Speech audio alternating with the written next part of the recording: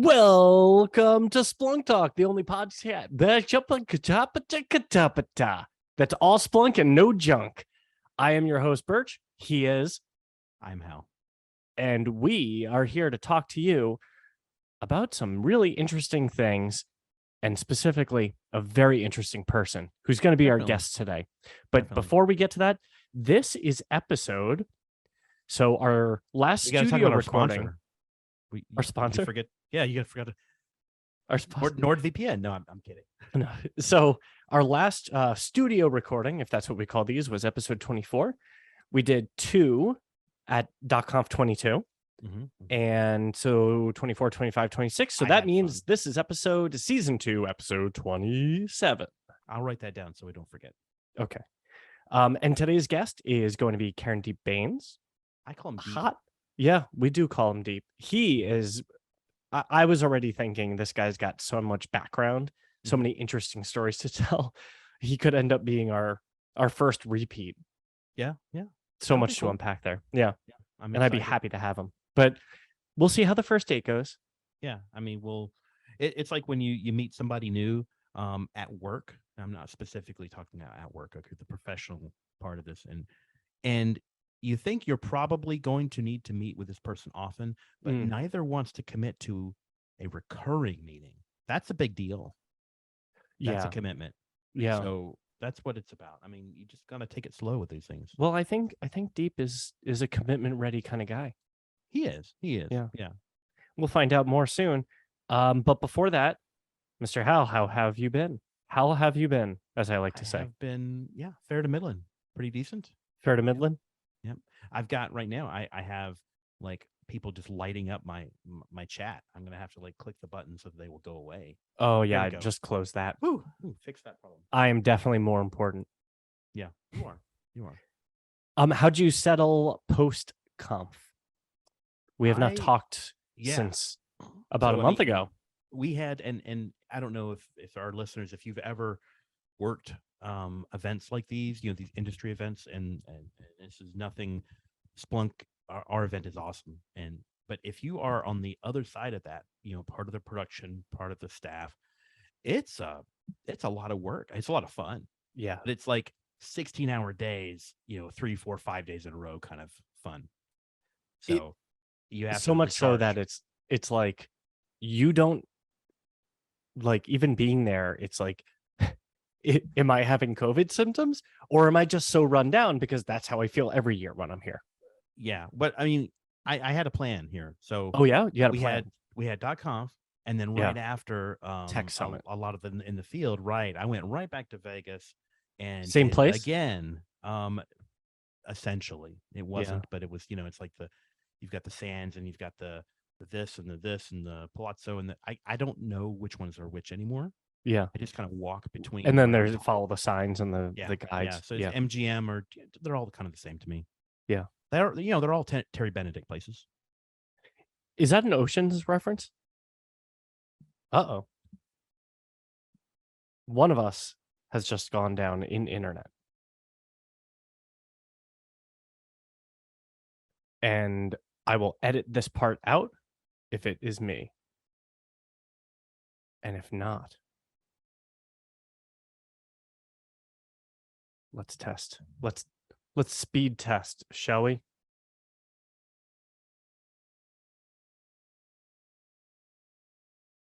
Okay. I am good. So I'm going to pause the recording here. Oh, and he's back. So that was fun. Yeah. I hope that doesn't repeat. Yes. But I paused. What I could do. Yeah. Well, are we recording now? We're recording now. What were we talking about? You made an Ocean's reference, I think. It was a good one, yeah. A Terry Benedict. Because he owns all those. Yeah. Thank you for catching the reference. And I mean, I don't watch. I feel like I need to watch every heist movie. I mean, it's like a genre that deserves more attention. And they're fun. Oceans are some of the best. I recently rewatched that whole series. They're fun. They're really fun. Yeah, I love those things. But I was talking about a plan. The plan I Oh, had, because I was going to be in Vegas twice in a row, was like, you know what? I'm just going to get COVID like weeks before and get it, then there's no question. So I did oh, that, I just like, I had a party, everybody came that had COVID and we just kind of, kissed and like hugged. It was like great. chicken pox in the 90s. You'd bring all the Exactly. kids Yeah. over and, oh, one kid has it. Let's get them all to have it and get it Yeah. over with. That's what There's a that's vaccine what for it that felt now. like. Yeah. That's what it felt like. But yeah. And you got it? No, I seriously totally did like a few weeks before the show. Oh, wow. So it actually did work out because I knew I didn't have anything. Yeah. Well, that's good. No, that was not actually planned that way, Oh, but it's just that's what I, what happened. yes, it is Mm. what happens. And So, how, but yeah. yeah, it went well. I mean, not the getting COVID part, the shows went well, Yeah. and the recovery since, well, I had 2 weeks in a row of those 16-hour days, but it's exciting. It jazzes you up. In one case, it was external with customers, and that was Right. awesome. And then the next week was internal with a bunch of friends, with a bunch of people Yeah. that I've And it was like a been big working with. family reunion, right? Because you haven't Kinda, seen some of these people in years. yeah, in a lot of ways. So it was pretty neat. What What did about we you? say? Conf was great. It was so great to finally do that after 2, 3 years It had been a of minute. not, yeah. And I just think like not only was it really cool experience, but for me this was very unique. Usually I'm doing a lot of speaking, and this time I had co-organized Mm-hmm, something called the Builder Bar. So we've upgraded the dev zone into something mm-hmm, called the mm-hmm, Builder Bar, and it was really really rewarding mm-hmm. because um the imposter syndrome that I feel as a Splunk developer is that like I don't identify as a developer because I'm Mm-hmm. not like proficient at writing code or anything. But yet I have like 7 or 9 apps out there. Yeah, I'm the same way. Yeah. I could play a developer on TV. I don't put myself out as one. I can read code. I've also got a couple of apps in Splunk base, but it's like it's a different mindset, with attention for different pieces of detail. Yeah. And it's just, if you understand those and you can talk to the people that have these different sets of things they care about, I think it's all good. Well, and so what we did is we embraced that and realized that there's a lot of people who could use this content who are just trying to build things. So we defined this concept of a builder, and we had the Builder Bar where people could come in and learn all about building dashboards and searches and apps and extensions, all sorts of things. And it proved to be a much wider appeal. And there's a lot of people who we would have called developers and they don't call themselves developers. So they wouldn't have been interested in this content. They would have said, oh, it's not for me. When in fact Mhm. it was just branded in a way that intimidated them. Yeah. So that was really cool. And then I got to do I don't know if you have any metrics you can share, but y'all were I busy don't all the time. yeah, we were busy. I don't yet have metrics. We're doing Mhm. that this week.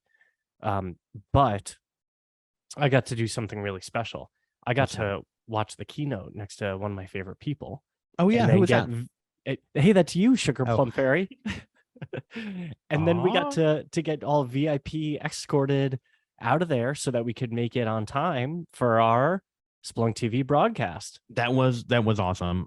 I think I wish that I almost wish that we had stayed, because the keynote ran long Mm, and we had a thing to get to, which was the talking about the thing that was underway. I wish that we'd stayed, or that either it ended on time or we stayed to the end, because the VIP walking behind the scenes, that was cool. yeah. Would have been cooler if we had our bouncer dude, like having to shove people out of the Oh, yeah, way, get out of the way, get out of the way. Although I don't know that either of us are the type of people that would be okay if we saw someone shoving someone on our behalf. But I I would know what you be mean. Like, bending down and helping them yeah, I'd stand be like, back oh, up. please, yeah, can I help you out? Oh, Yeah, here's a sticker. Sorry. take my shirt. Yeah. That's funny. Take my shirt. I've got 5 more like this. They're all Splunk shirts. Yeah, they are. Yeah, Yeah. but no, that was a amazing experience, and I really enjoyed it. Yeah. Yeah, I that's hope that cool. you people got something out of it. If you didn't have the chance to attend, I mean, it was a neat way to kind of bring that outside of the walls. Yeah, I'd love to think that maybe in a year's time we'll be in a safer space where everyone is comfortable being able to attend. Or we Because can that go to everyone's house. oh Would that yeah, be like better? Santa Claus. hmm Yeah. Hmm. That's what I was thinking. Yeah. I call dibs on being the reindeer in front. Okay. No, I think I can I'll need to lose about maybe 20 pounds or something to make the Oh, chimneys, on average, but I need to, so that's fine. okay. Yeah. I will take your 20 pounds. Okay. Yeah, Okay. you actually could use to put a few on, so that'd be a pretty good balance. Yeah. Okay. All right. We'll both be exactly the same width. And So we'll both enjoy chimneys. so I don't want to like rehash the whole show kind of thing, although I guess we're going to do some of that with Deep because he was there at some of these events as well. But Yeah. they, what was like the number one thing after your own participation in the Builder Bar aside? What was the one takeaway from the event? I mean, people. I'll get to my number one. Okay. Two things are coming to mind. One, Okay. always have a great time at the party. Mhm. So this year there was Snoop Dogg, Snoop Dogg. but there were also two magicians in the crowd Really? that I did just not know look like that. it. Yeah, they just look like Man. attendees, and they would walk up to you Mhm. and then just start doing magic. Well, that's neat. That was neat. That was a cool I experience. missed that. That's a bummer. Yeah. Hmm. So I got to see that. They were very talented. Mhm. And then the other thing that was really cool, honestly, is a great segue to the man who's joining us right now, Mhm. the founder session that Yeah. Deep and Emirate did with I missed that. So Rob and I'm Eric. expecting to have, a little bit of debrief of that right now. Deep, Deep. brief. Hey, haha, deep brief. How's it going, gentlemen? Good. How are Doing you? well. Look at your guys' setup. You guys are professionals. They got mics and We've been doing this a headphones. minute. Yeah. Yeah. So Yeah. I just got a plugged in wire. I was trying to read over the directions that you guys sent over. I was like, Oh, oh my God, yes. I should have paid more attention. It's okay. It's But okay. we're good. We're good. That's okay. Before you joined, we already had one of us lose internet. Oh, yeah. Yeah, that it guy? was me. It was was me. Right there. That one, that cube right there.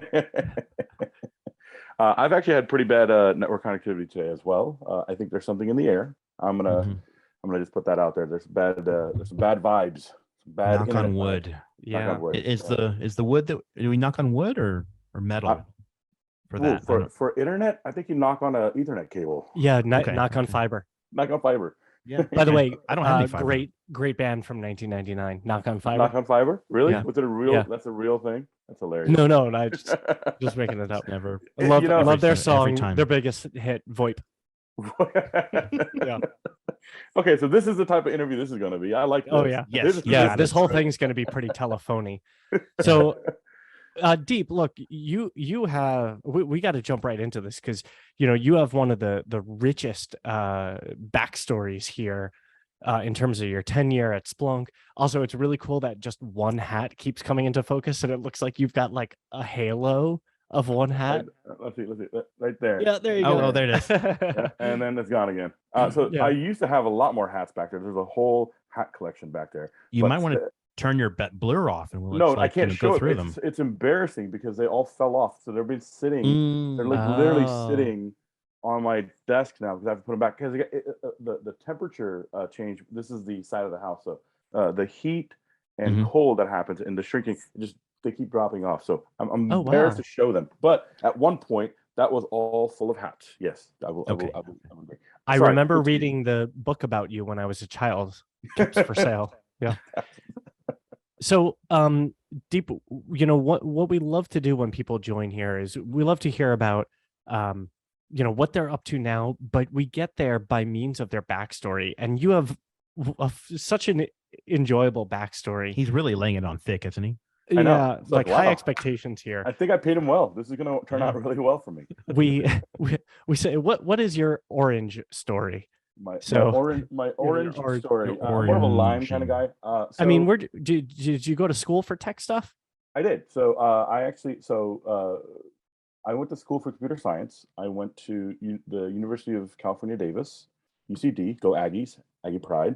But I quickly learned that I was good at programming, but I wasn't great at programming, and I learned that because of people at this company. I was like, you know what? There are people that can solve problems. I was a brute force. The way I would kind of describe myself was I was more brute force programming than elegant programming. And I learned that there's more efficient, elegant ways of doing things. And I was like, you know what? I'll never get there. I can't see it that way. So what am I good at? Well, luckily I'm technical, and luckily I can speak, and I'm a personable person, outgoing, blah, blah. Sales. I'm like, yeah, that's probably makes sense. No, I start off in support, first of all. You guys want to know how I got here? Let's start with that. How did I get this job at Splunk? All right. So, okay. So first things first. It's been 15 years.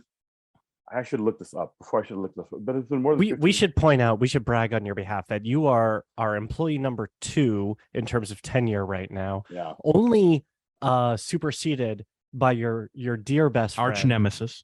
Arch nemesis. There you go. That's probably the right way to put it. Yeah.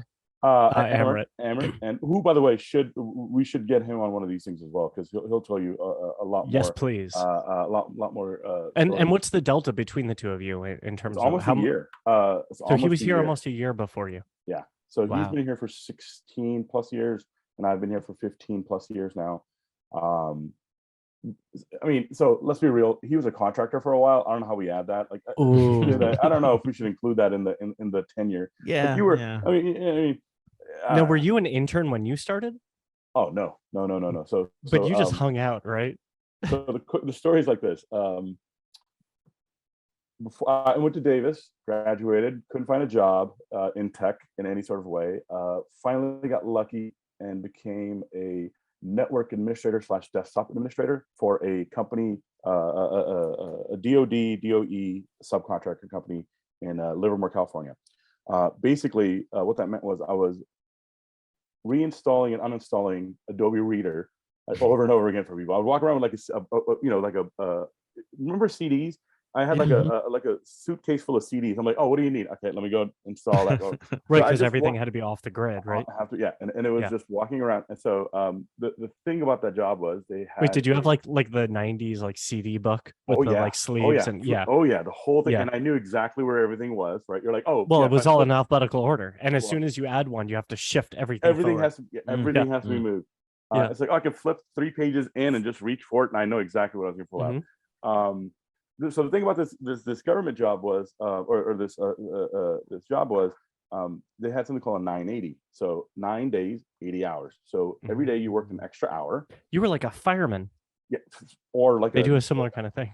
I think nurses do like 410s, or doctors do 410s, which is by the way amazing that they do that. But now you have a 420 setup, right? 4 hours for 4 days, 20 hours.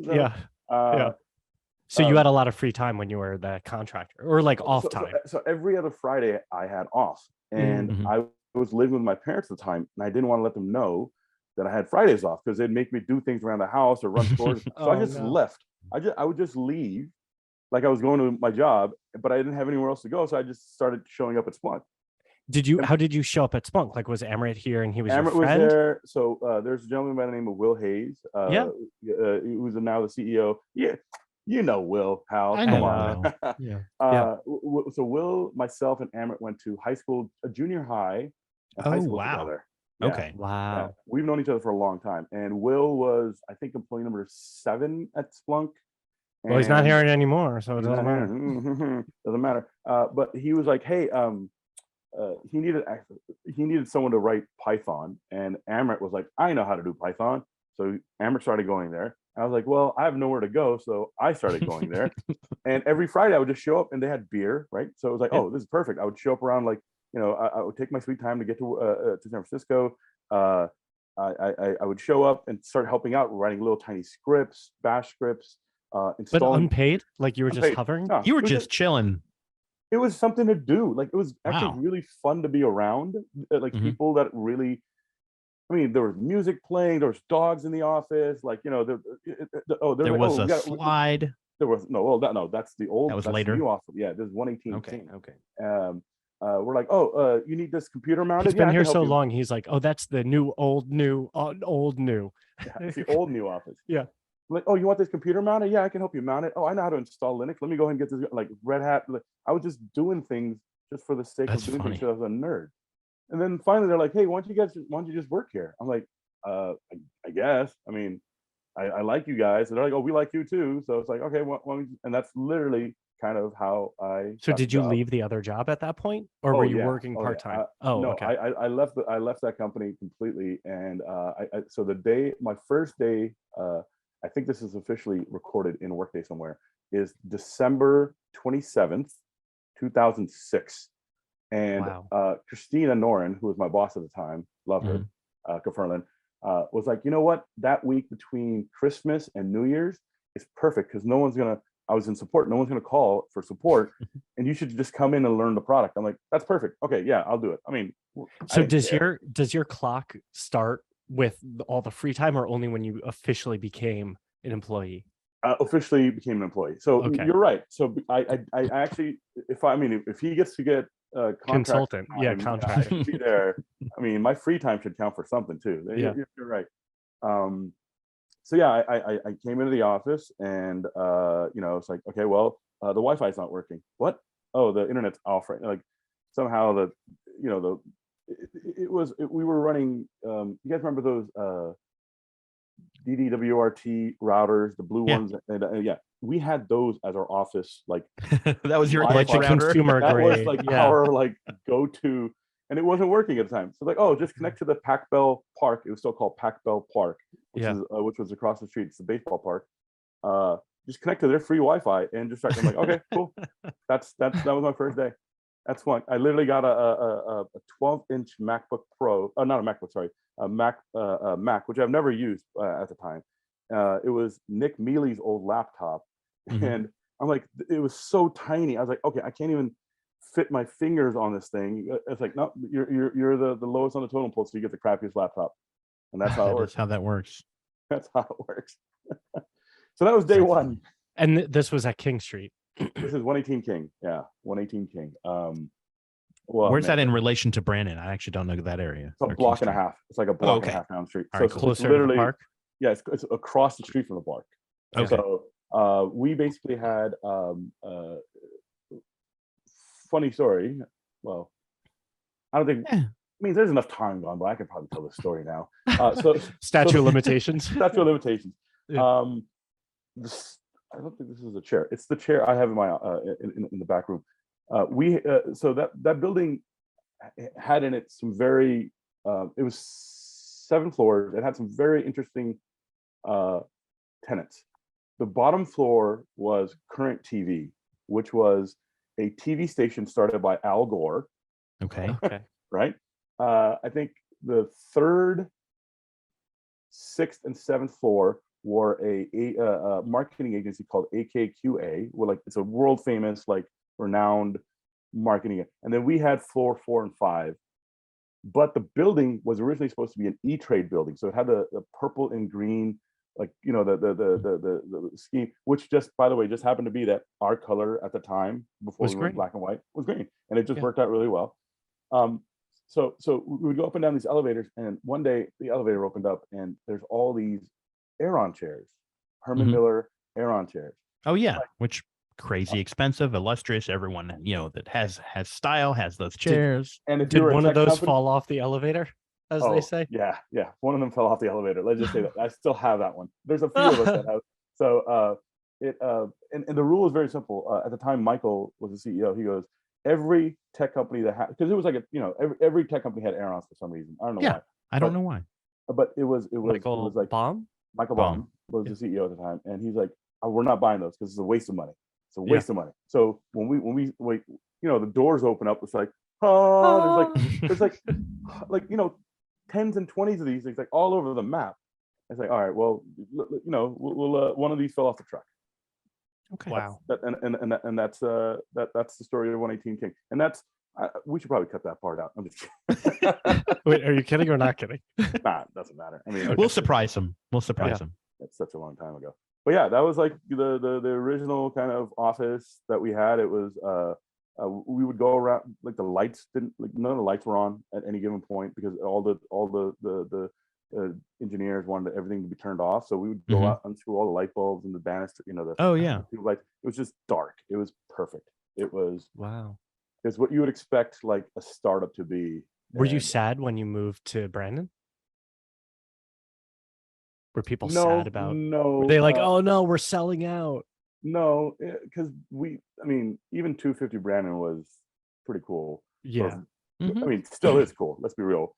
It's a former meat slaughterhouse, right? It's the Gallo family sausage. So I think it's Gallo.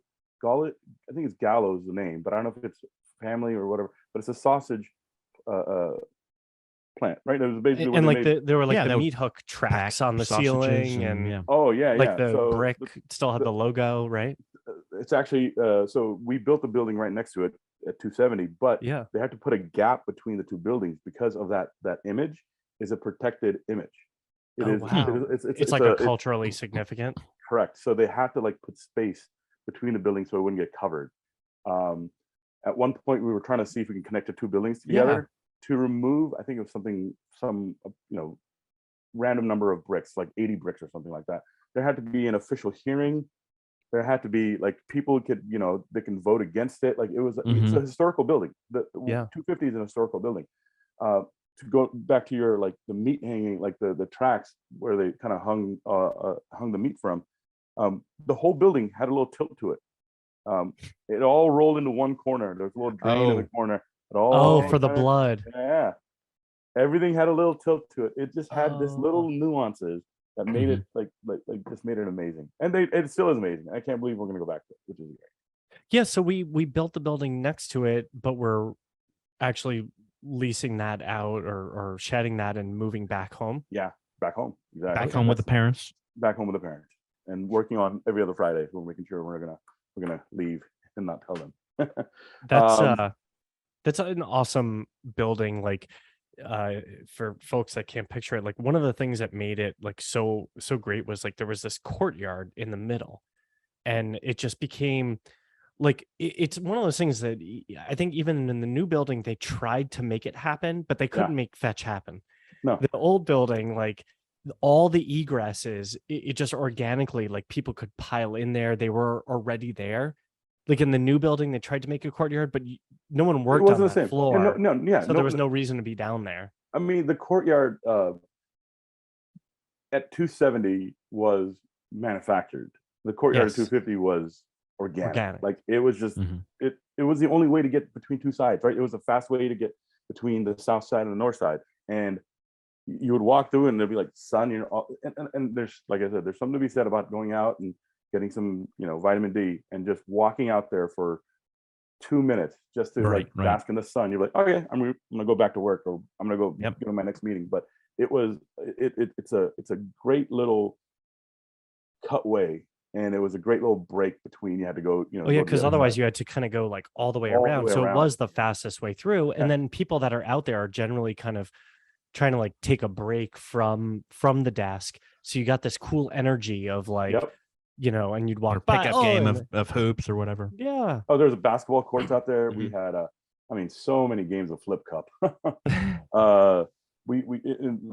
was, and I again, I'm glad that we're going back to it. I'm really happy that we're going back to that building. Not that I didn't like 270, but it just wasn't. It was great. It was grand. It had great views, but that 250 building, it definitely was more sterile than the meat factory building. It was like, it didn't have history. It just didn't have the history. I mean, we went public in 250, right? We had some of the most epic parties that we ever had at Splunk were in 250. So where was when Buttercup was first brought home? Was that in 250? That was 118. That was still at King Street. Yeah. Wow. And that was for Mitch, right? That was for Mitch. I just recently, actually, funny enough, Amber turned 40 on Saturday, and we were at his house. Happy birthday! And we were at his house for a birthday, and Morgan Beck, she was like the original Splunk mom. She literally had mom at Splunk.com at one point. She was everything. She was HR. What if they hired Malcolm Ohm. Exactly. We would have had to redo our whole email Yeah. structure. It's like, oh no. So again, she would do things like she would order the food. She was payroll. She was HR. She was accounts receivable. She was, the person that told us to wash our hands before we ate. Like things like it was everything. She was there. That's funny. And so she, I was That's a startup right there. Yeah, exactly. Yeah, that's a startup right there for sure. I remember, so we used to have healthy snack Tuesdays and Thursdays.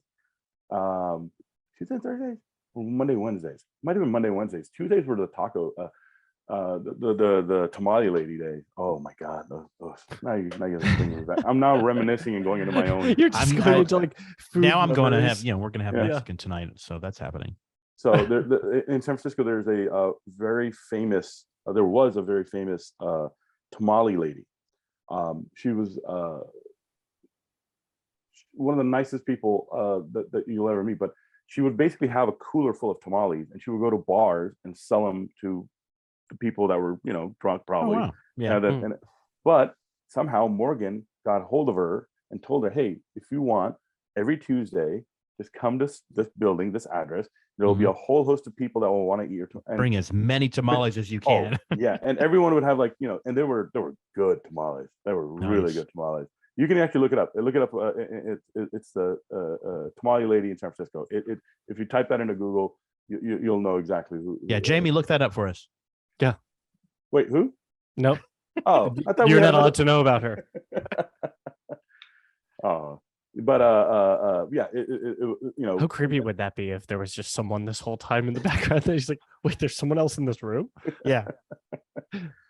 But yeah, so Morgan was the reason that we had tamales on Tuesdays and in the office. It was again another amazing part of Splunk culture. I mean, I remember back in those, the company was so small, like we would all go to lunch together, like the entire company would walk out around 12:15, 12:10, and we'd all go, hey, what are we eating today? Oh, we're gonna go down and get Mexican food. Great, we know exactly what's Mexican. We're gonna go get hot dogs. We know exactly where we're gonna get hot dogs. Like we're gonna get a burger from SBC. Like we knew exactly. Someone said burger, we knew there was only one spot that you went.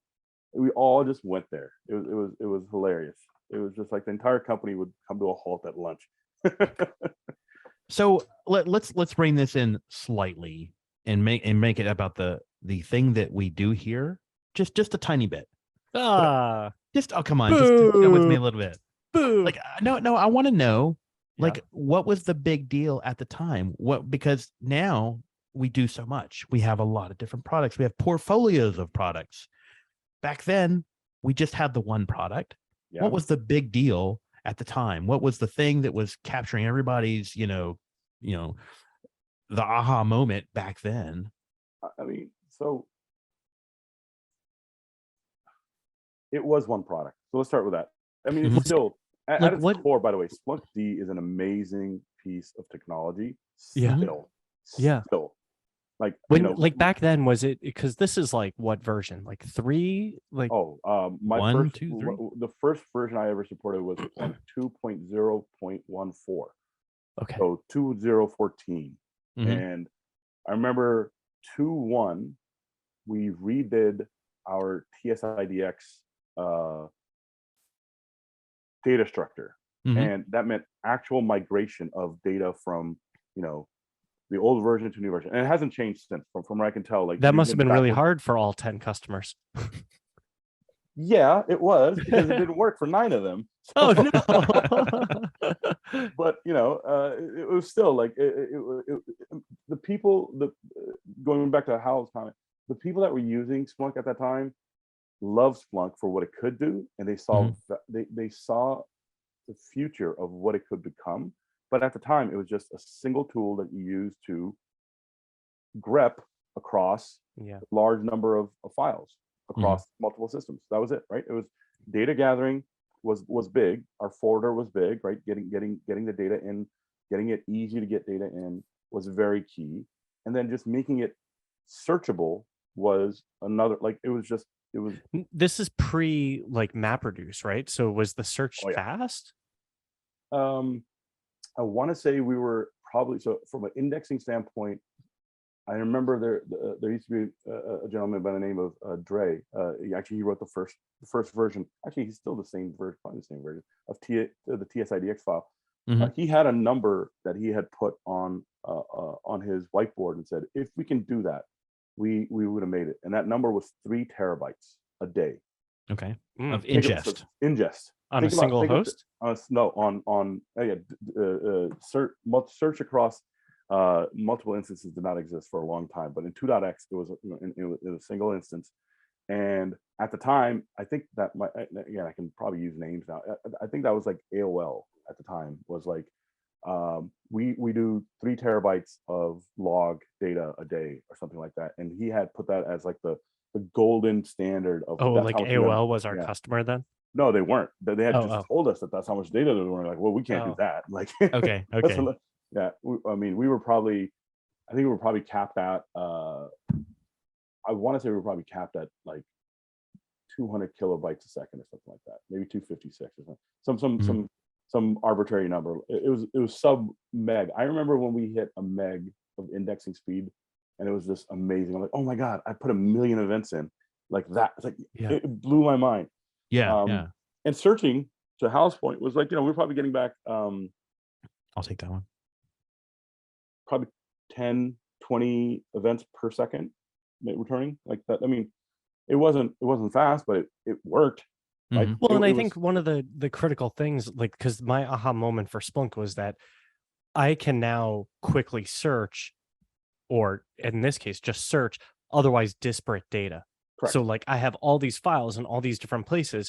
Even if it takes a while, it's still easier than logging into 10 to 20, 100 servers and looking at 50 files on all of them. And 50 different types of files, right? Imagine having like, oh, I got to open this file, then I got to open this file, then I got to make sure the aha moment has always been time, right? The time series index is what makes Splunk the magic. That's where the magic is, because to take 2 different data sets or 10 different data sets and have them live together, there's only one kind of thing that can bind them, right? It has to be like the time is the thing that binds all of that.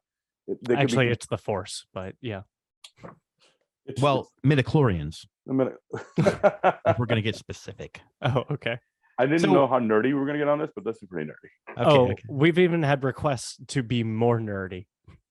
Okay. Wow. Okay. Well, there you go. But yeah, so that, I mean, the aha moment was basically like having something to bind a bunch of data together that shouldn't be together. Yeah. And time just happened to be the thing that worked. And, in essence, that hasn't changed still. Like, so when the company was like so small, how did we decide what to work on next, or, what feature got attention? Oh yeah.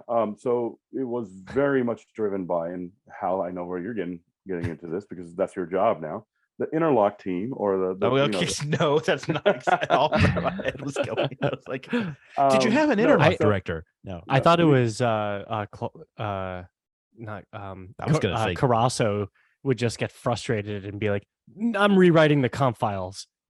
Oh no, that was Sorkin that did that over a weekend. He rewrote the entire bundle. So it was called a bundle system at the time. The comp files were bundles, and he just got pissed off enough and just rewrote the whole thing over a weekend. Yeah, he goes, we're going to use INI format going forward, any format going forward. That was Sorkin. Okay. Yeah, it was over a weekend. He just got frustrated because we were using XML at the time. No, was it XML? It was, yes. It was. A lot of people were using XML back then, so that would make sense. We were using XML configuration files, and he goes, "This is interesting, asinine." Probably that's probably the word he used, and he goes, "No, why?" And so he rewrote it, the whole thing, and made it, the any format, the Windows, the block. It's funny because it almost feels like going backwards in the sense that XML was the new hot thing back then, but it was actually like a whole lot more work to just read and parse the files. Yeah. Like ridiculous. XML is meant for machines, not for humans. Yeah, it's meant to be like. It is right. Like it's meant for machines to produce and to read, but it's hard for us to read, and it's so typo prone to write. Was that the idea? Was by switching to the INI, the key value pairs, this could be more accessible for people to use? Oh yeah, it was meant to be. You would look at some of the like the support cases that would come in. It'd just be there's a typo here, or there's it's like, let's just make it easier for them, so they're not calling us. Yeah. Right. Yeah. And funny enough, the original version, like, so we have props and transforms. So the first 3 files were inputs, props, and transforms. Those are the only 3 conf files that ever. Those are the first 3 that were created. Oh, okay. So transforms with an S versus transform with no S. Didn't used to work. And then one day I was so frustrated. I had this support ticket. I'm like, I can get it to work. How come they can't? And then I went to Sorkin. I'm like, Sorkin, what's going on? He goes, you just misspelled the name of the file. It's like, what? Yeah, it's transforms with an S. I'm like, oh. Because props, it's props it's plural. Yeah. They're both plural. Yeah. But now, if you were to mistype that into prop.conf and transform.conf, I believe it would still work. Oh. Yeah. I think it still works. It's just funny enough. I'm curious how that would work in the config file precedence if you had both in the same folder. Ooh, that's an evil. Don't do that. I think is my suggestion. I think that unlocks Bloody Mary. Yeah. Yeah. It opens up a time portal. Beetlejuice hops out. So how long were you in support? I did support for 5 years. And it was actually the best job at the time, because I got to learn so much about the product. Like, literally, let's be real. It was a 2.x version of a product, right? It wasn't but fully there. To qualify what you're saying, like, there used to be, like, when I joined in sales engineering, I guess they had just stopped. People were like, oh, don't you do rotations and support? Like, people used to rotate through and support as a part of an onboarding. Yeah, because you'd learn so much. I mean, when I was an admin as a customer, I learned in like a year and a half the product all the way down to like TSIDX files and all this nuance. Because if you just own an issue, own this issue all the way, that's what's so beautiful about Splunk D, to your point before. Like, in a way, it's very simple. Like, it's very straightforward how it works. And like, it's upon that glorious platform of simplicity that you can do all these amazing flexible things. Agreed. I mean, the whole lexicon that, the TSIDX structure is just beautiful. Like, if people haven't seen it, I think there's a conf talk that Mark Lar gave, which talks about how data is stored and how, I mean, literally, it's not like the secret sauce, but it's like the secret sauce. I usually think this is how we write.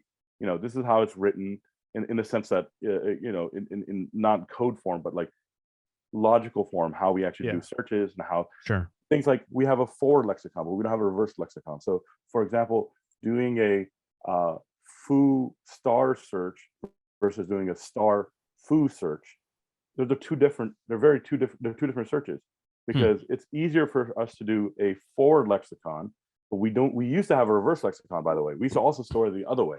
So you could put a star in the beginning of a search and a word afterwards, and it would be as fast as doing a foo star search. But it just ended up, we ended up like it would take up too much space on disk and that sort of thing. It just got too complex, so we got rid of it. So there's only I think this is still true. Again, I'll probably get yelled at in the comments or whatever it is. So we only have a forward lexicon now, right? So you can do a foo star search instead of a star. So did you have to get into discussions with people to explain that this is not SQL, this is not relational, and kind of explain that to people back then? And so what database is this using? Funny enough, it started off with Berkeley DB. I did not know that. Yeah. This is one of the things that we talked about the founder session, which I think you guys were just talking about. The original version of Splunk D was using Berkeley DB, and it was just not fast enough. And that's when Brian and Rory and Dre and Sorkin, they just they said we got to rewrite our own. Like, I mean, this goes back to the way that we do things. I mean, we used to do things. Maybe we still do things like this, but it's like, oh, this doesn't work the way we want it. Let's just redo it. I mean, we have our own HTTP server, for example, that talks. The UI talks to backend via our own HTTP server, because we used to use something called Cherry Pie. I remember that one. Yeah. Yep, Cherry Pie. Cherry Pie, and it wasn't fast enough. It's like, okay, well, Mitch is like, Oh yeah, is I'm that just gonna back when Splunk Web was a separate process? Yeah. Oh, that's not too long ago then. Yeah. Right? No, not that. Yeah. And Mitch is like, you know what? I'll just hand write a HTTP server for us that does exactly what we needed to do. So it is a fully compatible.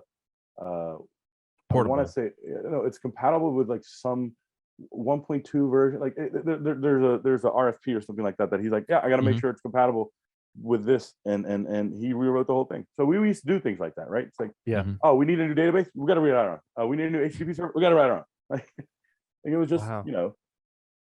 I feel like there's probably a balance there. That's like, it's okay when you do this, but it's not okay when you do that. Like I don't know that writing a new database today would make sense. I don't know. I never analyzed that, but well, then we get stuff like the KV store, right, where we are OEMing something other things. Yeah, and there's open source projects that we either contribute to or use in coordination. So we definitely do kind of all of the above these days, I think. But yeah, I mean, it's good. Again, the product was a lot simpler. The portfolio was a lot smaller. So you could get away with spending engineering time on things that, at the time were worthwhile doing. So yeah. So what else? 5 years in support. What was next? 5 years of support. What was next, huh?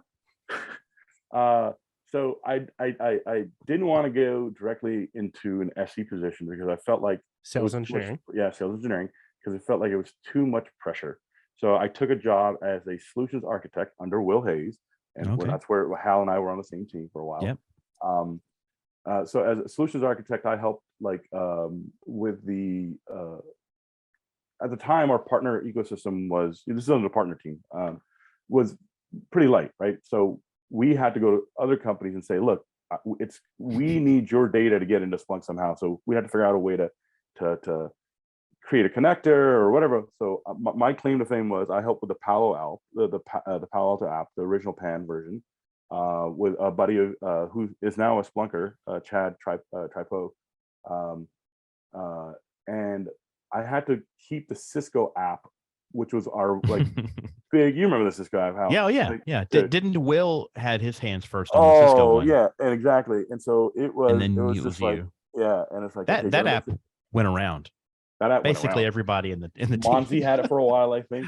Me and Jason had it for a while. Yeah, so exactly. It had a lot of owners. That's funny. So I did solutions architect for a while, and then finally I did that for like 2 years. And then I became an SE, an actual SE for the partner team. At the time, again, we had some of the accounts that we had were like Cisco and Microsoft and Oracle, like all the big accounts that you can think of. And then up the management chain, and now I am kind of funny where we ended up. I'm now running the partner team, so it's like the world has come full circle for me.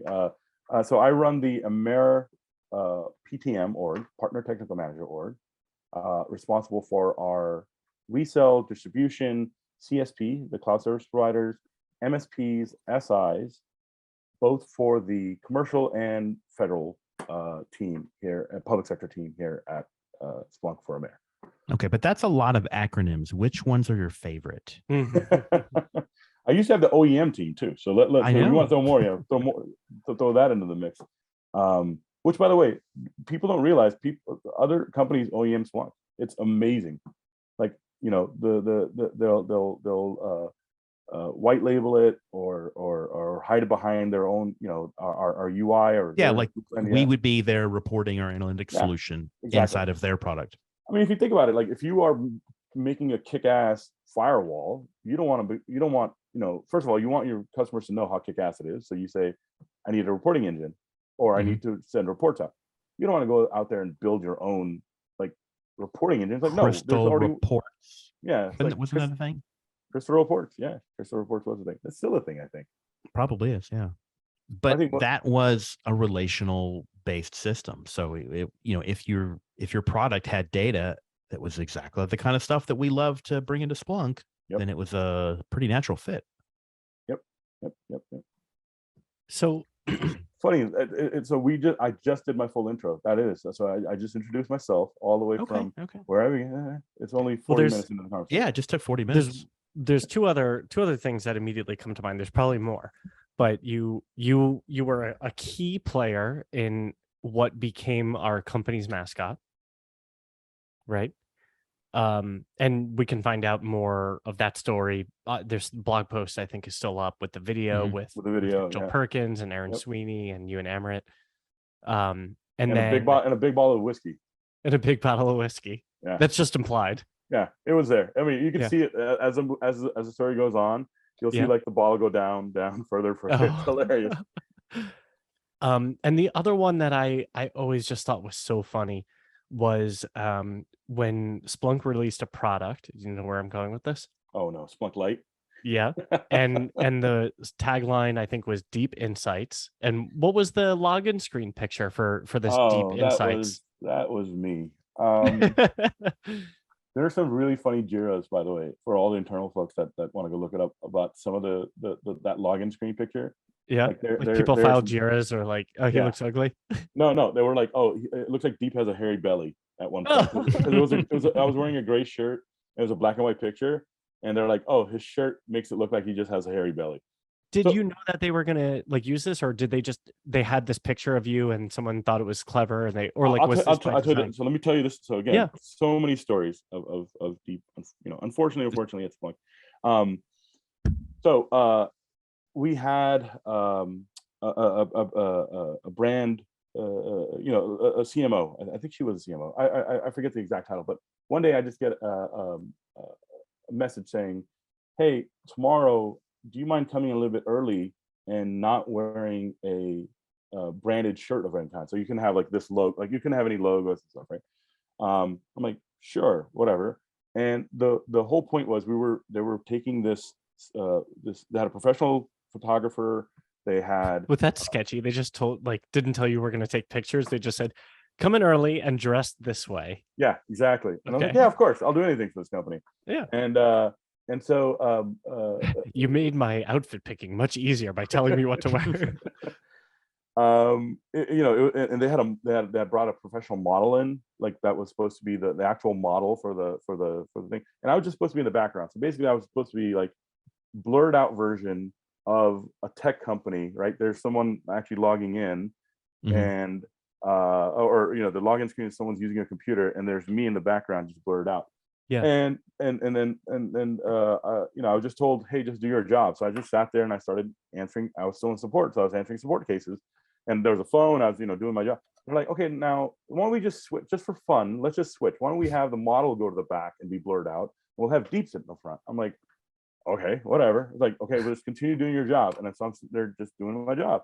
And then turns out that I look more like an engineer user. Like the average user of a product like Splunk Lite than the model did. So they're like, okay, we'll go with it. So I had to sign. I think there's a non-compete clause that I had to sign. Like I can't be a model for other companies. Like oh my I had to sign away. Like, there's so much paperwork. Like I remember I had to like sign paperwork to remove like my likeness. Blah blah blah. It's hilarious. That's funny. Yeah. But that is I that is one of my claim to fame. Like it is funny that you brought that up. That That's again, so funny that you're more of an engineer. Yeah. I look it makes sense, right? Yeah. And at the time, I was a lot lighter, lighter in weight, so I look good. I was good. We were just before you joined, we were talking about the founder session. Yeah. I'm trying to think. Like, I attended that. It was awesome. It was so fun. Also seeing how comfortable and happy everyone was to just be in this moment of like bonding and reminiscing, and then realizing. So why don't you just set it up for the people that didn't see it? Because I didn't see it, so you can pretend like you're talking to me, but a lot of our listeners may not have been there as well. One of the things I was going to say is like they got so comfortable just hanging out then they go, oh no, we've got 5 minutes left, and we had like 20 more slides. Yeah. So like clip. So I mean, so what was the founder session? So the founder sessions, of course, it was Rob and Eric and myself and Amron interviewing in a very informal kind of way, just about the history of Splunk, why they created it, or their original thinking, and just at the time. I mean, they went through a lot. Like, if you go back, I think it might be actually recorded, by the way, Hal. So it is recorded. We have not posted it anywhere yet, to my knowledge, but I believe that we might be doing that, but I don't know. But I mean, you hear some of the stuff that they went through to get the original version of what became Splunk off the ground. And I think what they were showing on screen was the original pitch deck that they were using for VCs at when they were going to VC meetings. So, and it was called transaction engine. Transaction engine. Yes, yeah, transaction engine. Yeah. Well, then it doesn't roll off your tongue like Splunk does, I guess. Yeah, so yeah. They're that's I'm glad they changed the name. But it was and as Burch was saying, like we didn't practice anything. We just went up there and just I wanted to curse, but I won't curse. But we just had a good chat. It was very easy to talk to those guys because they're so awesome. They're just like great people to begin with, and they're really, really smart, and they're easy to be around, right? And so it was just a session about what they were going through when they first started off with Splunk. I think we had a list of questions, and we got through maybe like 5 of them. And we had like 17 questions, and as Burch was saying, we had like 20 other slides. We're like, oh, well, there's only 4 minutes left, guys. Come on, let's move it along. Let's move it along. So we're like, click. Oh yeah, and by the way, this is the original version of the product. Click, and this is it was just the end was like a race to the finish. Exactly. How did that idea come about? I mean, were you a hired gun, or do you want another original story? So yeah, Eric, whatever you're allowed to tell us. I can tell you. I mean, this is nothing to say. This is probably fine. There was a call for papers, right? Oh. And Eric Swan writes in, hey, using his personal email address, just goes, hey, I'm the co-founder of the company. If you guys need me to talk or come through, let me know. So he submitted. He submitted a so he submitted a conf talk. Yeah, conf talk. Yeah. They're like, nice. Oh shit. It's like, oh shit. It's the founder of the company reaching to the regular. Oh, that's crazy. Watch after people watch this episode now in 2023. They're like, we've got 150 people saying they're the founder of the company. Yeah. But there you go. So literally, he just submitted a talk that said, "Hey," and so that was accepted. Hey, I'm in town. I'll show up if you go. So yeah, it got accepted, and then he signed up Rob without even telling him, obviously, because nice. And then I got a Slack message one day saying, "Hey, are you going to be at conf?" I'm like, "No, I'm not going to be. It was limited space, and I'm like, I'd rather have someone that's going to actually do some work go there." And they're like, "Oh, okay. Well, we were thinking maybe you could moderate the session." I'm like, "Okay, that session? Yeah, I can totally do that." Yeah. Like, I don't need to prep anything because I know it's all off the cuff. Like I could walk off the plane and do it. Yeah. And so that being said, there was a slide deck that was put together. So thank you, Eric and Rob, for putting that together. They actually put that together? Yeah. Oh, that's so cute. And of course, they used I think like the Splunk 5 slide template. This is probably the last one they had. That's funny. Exactly. I even sent them the new template. They just didn't. Yeah. Nice. Like, no, this is we're just going to use the 2014 2012 version or whatever the heck they had. It's just like that's the one we're going to go with. That's so funny. But yeah, like I said, those guys are awesome. I mean, they helped founded the not just the company, but the culture, the way that we do things around here. Like it is fun, again, like you said, to be at work, and they were a big part of making it fun. One of the things that I really was impressed by was like the mystery of Splunk was deliberate and not an accident at all. Yep. So the idea of having these t-shirts where the requirement is that they have to kind of be confusing. Yep. Because it creates a conversation that is memorable, that gets the brand out more. And that like the name Splunk is unclear in a way. So like it makes sense once you know, but like all of these things, Eric was saying, like it's to draw people in rather than us trying to promote out and sell out. Yep. So I mean, if you think about the original branding, right, it was just black and white text. That's all it was. Our trade show booth, and Hal probably even remembers this because he's been here long enough. It was just the word Splunk on black text, and that was it. And that was it. It's like what, and a bunch of shirts, and a bunch of shirts. But it's like, what does this company even do? Like, and you really would think that we're a t-shirt company. Back, but early on, I used to tell people that all the time, like we're a t-shirt company and make software. Yeah. Aren't you glad that we kind of went and embraced that though? Of course. Yeah. I my wife is making me get rid of a lot of them, the old ones, but I probably have something like 100 odd Splunk t-shirts. Oh yeah, I believe it. Like it was just, it was just like, oh yeah, of course, that's my daily wear. That's what I'm gonna wear everywhere. I would wear this is how bad it got. My wedding cake topper, which was a bobblehead of my wife and I had a Splunk t-shirt on there. Nice. Oh yeah, that's how we need a picture of that. Send me a picture of that. I'll find it. It's an album. But yeah, I had a Splunk t-shirt on. Yeah, it's just the other thing that I think we talked about it on stage was Michael at the time had bought a 30-inch Apple monitor, LCD monitor, like like well, he bought two, one for his desk, right, and the other one was for trade shows. And this is at the time when a 30-inch monitor would be like, it's like a moth to a light, right? Everyone was like, oh my god, look at that! Like it was so beautiful. It probably cost $8-9 grand or whatever it was. Maybe not even that much, like 4 or 5. But it brought all these people at the trade show to come look at it. Exactly, and that's when it was just the one thing right in the middle, and that's where we demoed. And there was black text in the back, and like, okay, so not only do I not know anything about this company or what they do, but they have this like amazing tech right in front, like hardware in front of me. So I'm gonna go look at it, and it would just bring people in. Wow. So when you joined, like, were the days of Starbucks milk with sugar packets, were those gone by then? So the story, Hal, is when the company was, this is pre obviously myself and Amrit, it's just Rob and Eric at this time. They were so hard up for cash, sometimes they would have to squat at offices, first of all, right? But they would you wouldn't have enough money to eat. Wouldn't have enough money to eat, so they would just go to Starbucks and drink get a water cup and drink like the milk that was there for coffee with sugar packets in it for your nourishment. Like that would be the food that they like.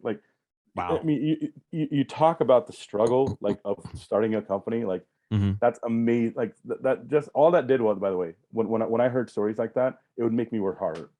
I remember the day I went to Eric. I said, I will work very hard for you. Those weren't the exact words, because I hope someday someone will work very hard for me. I'm putting this out there. He goes, get out of here. I'm like, yeah. We all kind of laugh about it, but I knew how much time and effort and money and the stuff that we went through. And So I'm like, I'm gonna do this for you. I'm gonna go and work hard because you guys worked hard, and I don't want to feel like I'm letting you down, because you entrusted me with something that you built so well that I have to work hard on it as well. Like if I don't do that, then I feel guilty about it, right? Yeah. But yeah, and to this day, we have a culture of we whip the employees daily. Flogging will continue. A duocracy. Yeah, the duocracy. Or was it the flogging will continue until morale improves? That's right. That's exactly it. Is that Monty Python? It is. I think it's Monty Python, right? Yeah, it is. Yeah. I don't know. I mean, there's definitely, or it sounds like a Nick flogging from the. I don't know what the origin of that particular saying, but yes, you definitely had the flagellants or whatever you call it in Monty Python. Holy Grail, Quest for the Holy Grail. Holy Grail, yeah. It was like an intermission between each scene. You had those guys. The cartoons. Well, all the Monty Pythons, I think, had that. Yeah. Wow. Okay, so I know we're coming up on the end here. But Hal, I'm not sure if you had other questions and I'm holding you back from. Feel free to interject. No, I'm looking up the chant used by the flogger on Monty Python. Oh, okay. So So how do you find, like, I mean, you know the product so intimately. How do you find not being hands-on with it now? Oh, You're a it's people scary. manager. Like I know.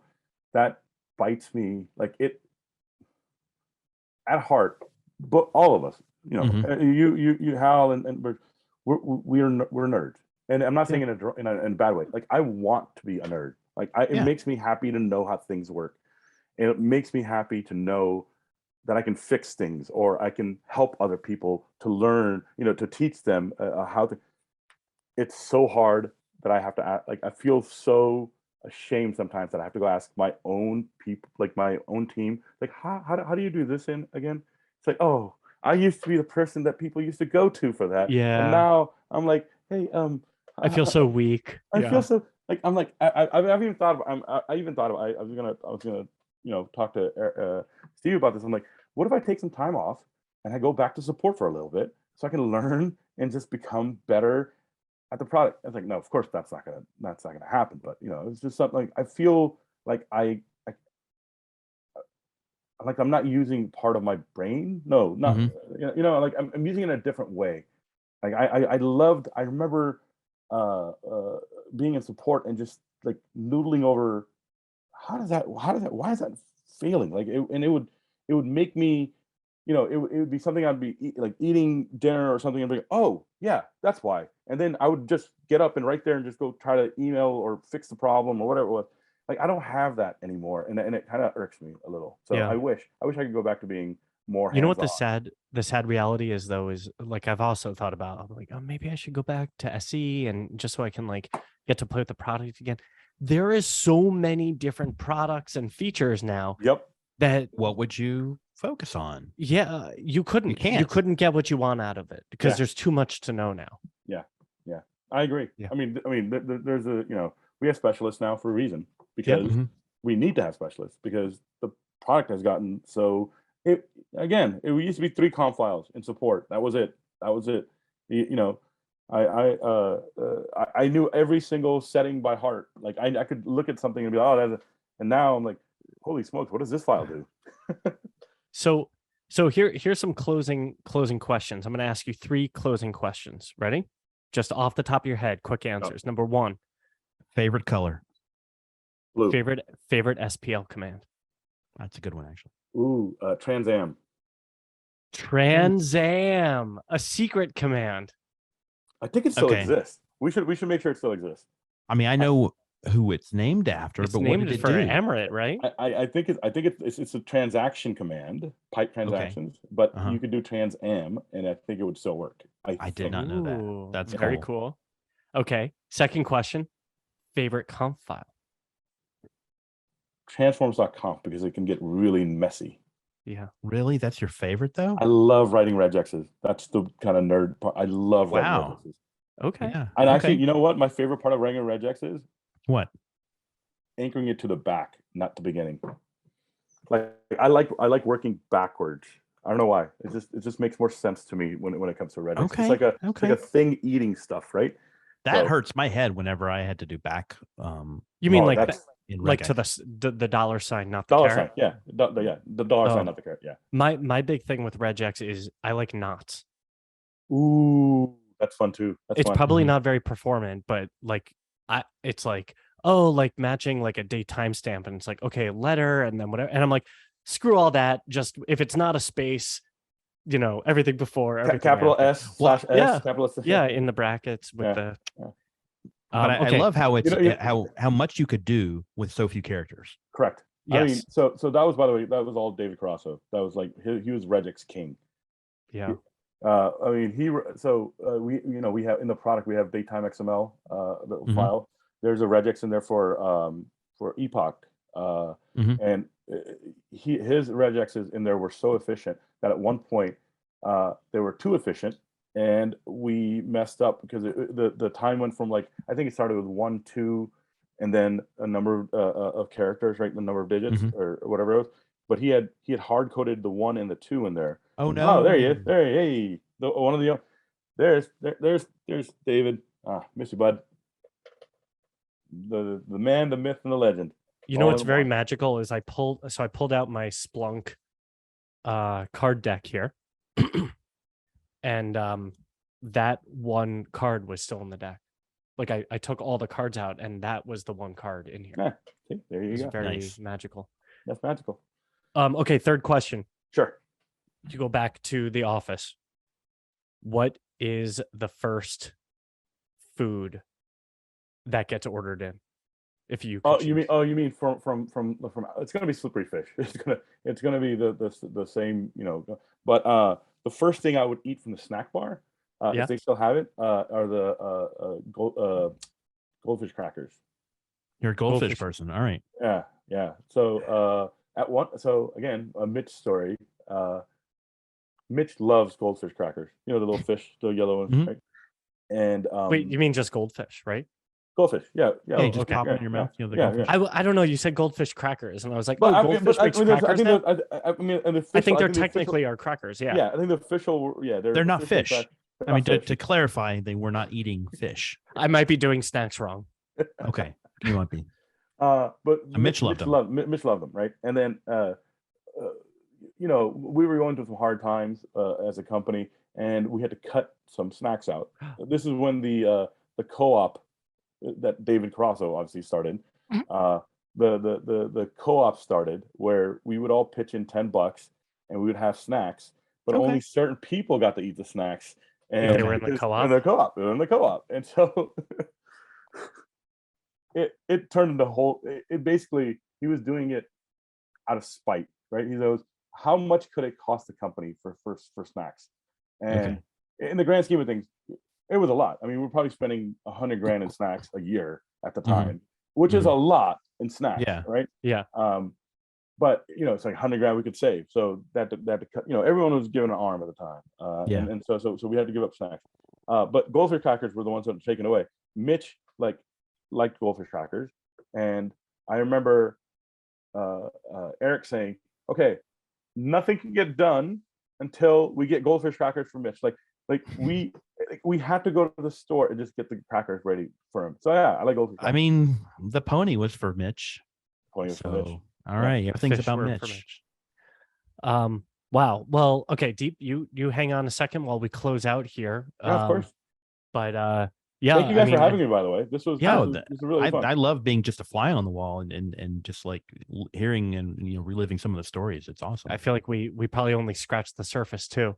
Oh, yeah. But a multi-part series whenever you want. Yeah. Well, so wait, you guys do this every month? Yeah, we try to do it every month. This episode, we know we had some scheduling issues, so there's been a bit of a delay. But yeah. So okay, let me close out here. Fun. Yeah. Thank you, Deep. Thank you, Hal. Thank you, Burch. Thank you, listeners. And catch us next time when we have, who knows, come to Splunk Talk, where it's all Splunk and no junk.